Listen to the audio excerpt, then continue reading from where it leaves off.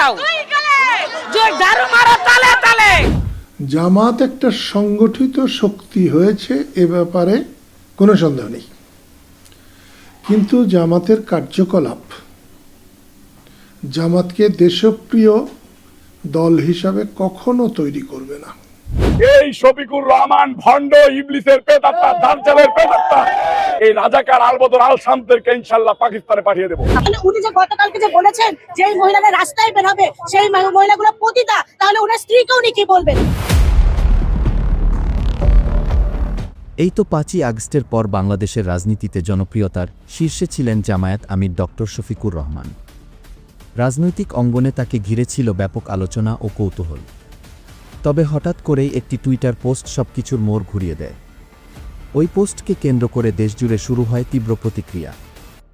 বিশেষ করে নারীরা রাস্তায় নেমে ঝাড়ু মিছিল করে তাদের ক্ষোভ প্রকাশ করছেন। এ পরিস্থিতিতে নতুন করে আলোচনায় এসেছেন বঙ্গবীর কাদের সিদ্দিকী।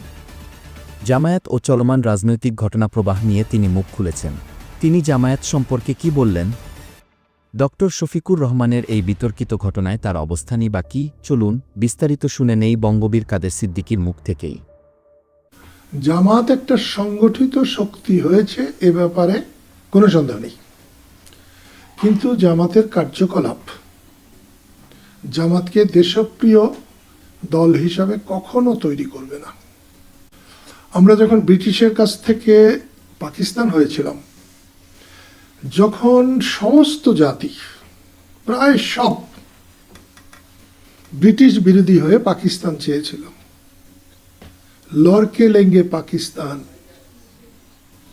কান মে বিড়ি মুঁহ মে পান, মানে কানে বিড়ি মুখে পান, লড়কে লেঙ্গে পাকিস্তান, এরকম কথা যখন রাস্তা ঘাটে ঘরে ঘরে দোকানপাটে হচ্ছিল, তখন আবুল আলা মওদুদি ব্রিটিশের পক্ষে ছিল। জামাতিরা কিন্তু পাকিস্তান প্রতিষ্ঠা চায় নাই। আবার বাংলাদেশের মুক্তিযুদ্ধে যে পরিমাণ মানুষ মুক্তিযুদ্ধের পক্ষে ছিল, পৃথিবীর কোনো দেশেই হয়তো এতটা মানুষ পক্ষে থাকে না। পরে স্বাধীনতার পরে স্বাধীনের পক্ষে হয়, কিন্তু এত মানুষ থাকে না। সেই সময় কিন্তু পূর্ব পাকিস্তানের জামাত ইসলাম, আমাদের গোলাম আজম, তিনি কিন্তু মূর্খ মানুষ না, তিনি কিন্তু চরিত্রহীন মানুষ না, তিনি কিন্তু নির্বোধ না। তারপরে তার নেতৃত্বে জামাত পাকিস্তানের পক্ষ নিয়েছে। রাজনৈতিকভাবে পাকিস্তানের পক্ষ নেওয়ায় আমি বিরাট দোষ মনে করব না।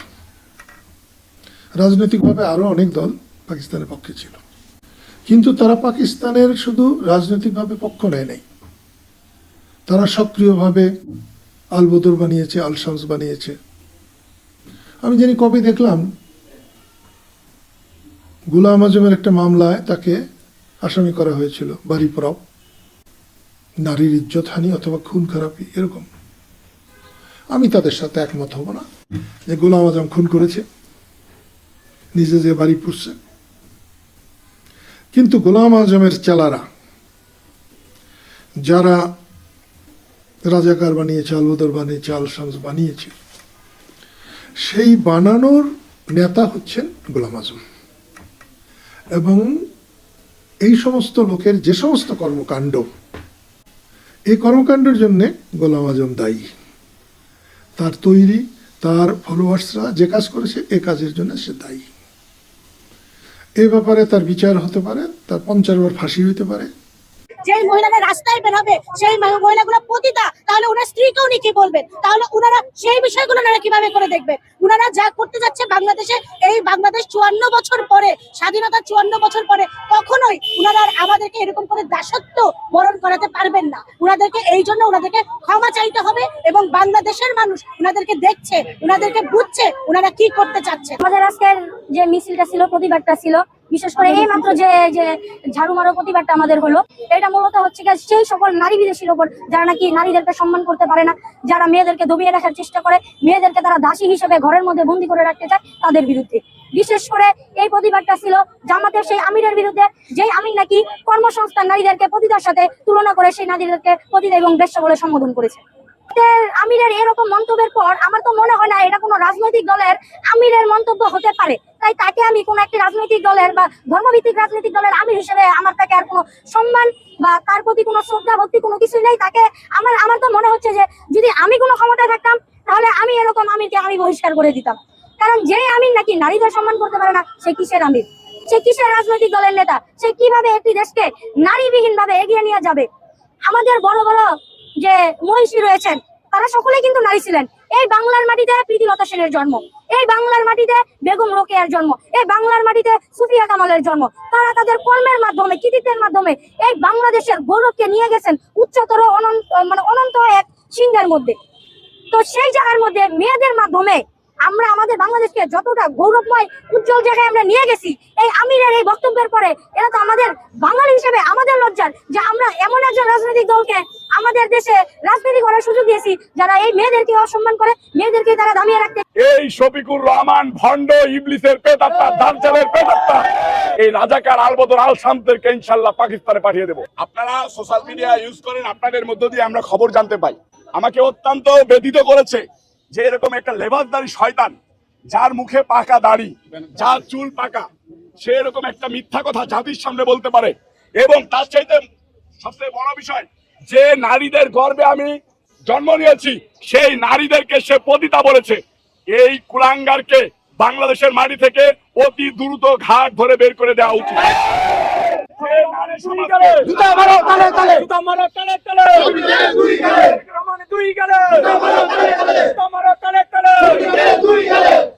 যে নারীদেরকে সম্মান করতে পারে না সে কোন দলের প্রধান হতে পারে না। যে মা বোনদেরকে সম্মান করতে পারে না সে দেশের কোন ক্যান্ডিডেট হতে পারে না। আমি আমার মা বোনদের পক্ষ নিয়ে বলতেছি, এই শফিকুর রহমান ভণ্ড ইবলিসের পেতাত্তা, দাজ্জালের পেতাত্তা, তাকে অবিলম্বে বাংলাদেশের মাটি থেকে ঘাট ধরে বের করে দেওয়া হোক।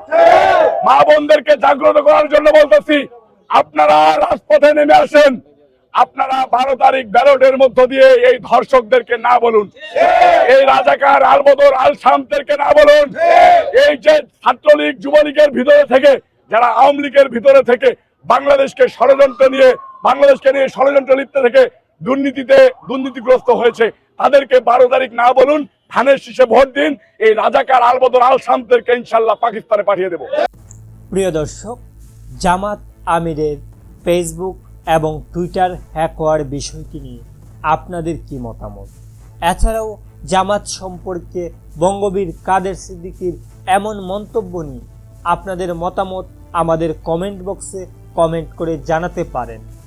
আজকের মতো এখানে বিদায় নিচ্ছি, দেখা হচ্ছে পরবর্তী কোনো একটি আপডেট নিয়ে।